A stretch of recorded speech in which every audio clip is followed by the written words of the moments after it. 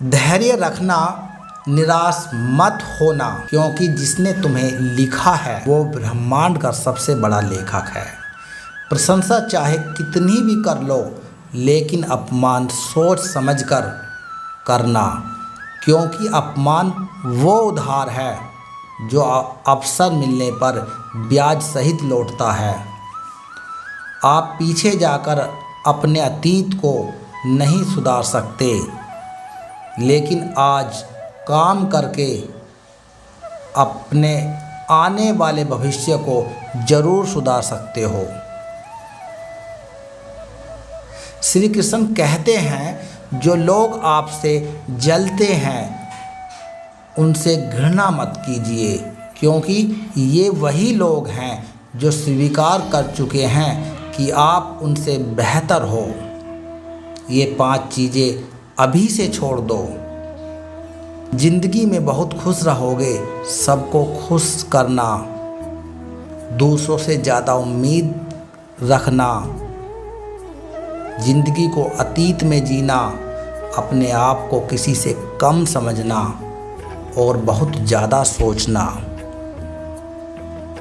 बदल जाओ वक्त के साथ, या फिर वक्त को बदलना सीखो। मजबूरियों को मत कोसो, हर हाल में चलना सीखो।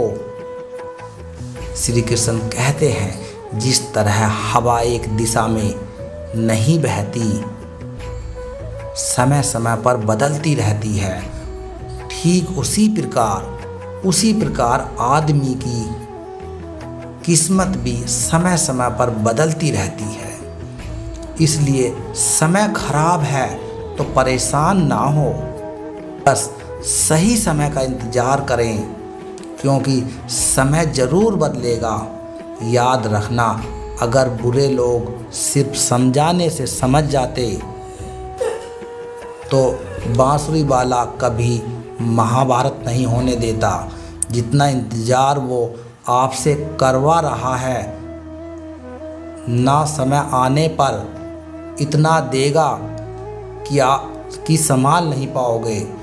अपनी ज़िंदगी से कभी नाराज़ मत होना, क्योंकि ऐसे कई लोग हैं जो आपके जैसी ज़िंदगी जीने का सपना देखते हैं। किसी भी असफल व्यक्ति से पूछोगे तुम सफल क्यों नहीं हो, तो वह 2 कारण देगा, मेरी किस्मत ही खराब थी।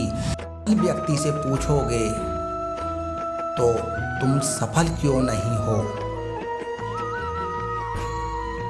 तो वह 2 कारण देगा, मेरी किस्मत ही खराब थी, मेरे पास समय ही नहीं था।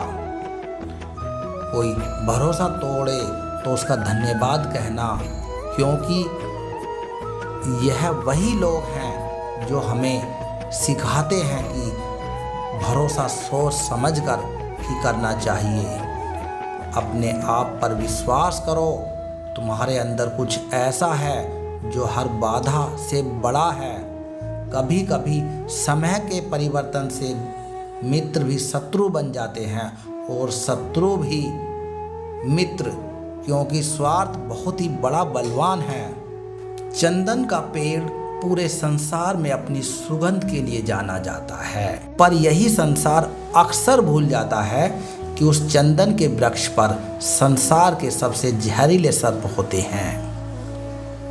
इसलिए बाहर से अत्यंत मीठा बोलने वाला व्यक्ति अंदर ही अंदर शत्रु का भाव भी रख सकता है।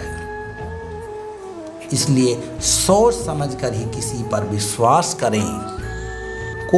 जैसे किसी पाषाण को अगर सोना बनाना हो तो उसे घिसना पड़ता है,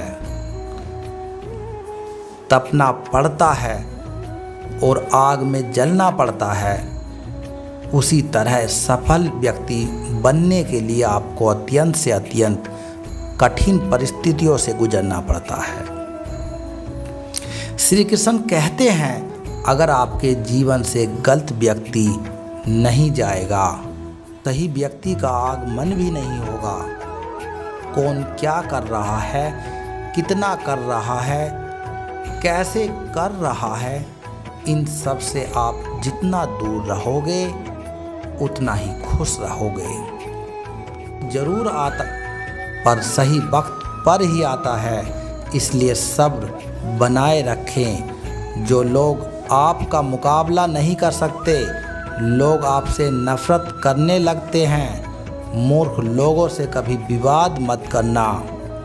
मूर्ख लोगों से विवाद करने पर नुकसान आपका ही होगा। ऐसे लोगों के साथ बहस होने पर आपकी कीमत गिर जाएगी।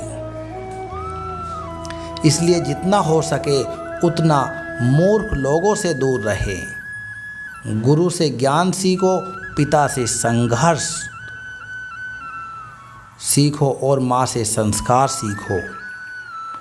बाकी जो बचा है वो दुनिया सिखा देगी। जहाँ जिसका दाना होता है, जहाँ जिसका दाना रहता है, समय उसको अपने पास बुलाता है। कोई किसी के हक का नहीं खाता। केवल दो चीज़ें से ही संसार, गलतफहमी और दूसरा इंसान का अभिमान। भीड़ हमेशा उस रास्ते पर चलती है जो रास्ता आसान होता है, लेकिन इसका मतलब यह नहीं कि भीड़ हमेशा सही रास्ते पर चलती है। आप अपने रास्ते खुद चुनो, क्योंकि आपको आपसे बेहतर और कोई नहीं जानता। मन से ज़्यादा उपजाऊ जगह कोई हो नहीं सकती, क्योंकि वहाँ जो कुछ भी बोया जाएगा बढ़ता ज़रूर है, चाहे वह विचार हो, नफ़रत हो या प्यार हो। इतिहास गवाह है, जिसकी बराबरी नहीं कर सकती, दुनिया उसकी बदनामी करना चालू कर देती है। गुस्से का सीधा साधा मतलब है किसी और की गलती की सजा खुद को देना। तिरस्कार और अपमान बार बार यदि अपनों से ही मिले तो वहाँ से निकल जाना ही सबसे बेहतर विकल्प होता है। मनुष्य का जीवन केवल उसके कर्म पर चलता है। जैसे कर्म होते हैं वैसे ही उसका जीवन होता है। जो किया है अवश्य सामने आएगा, क्योंकि कर्म किसी के सगे नहीं होते।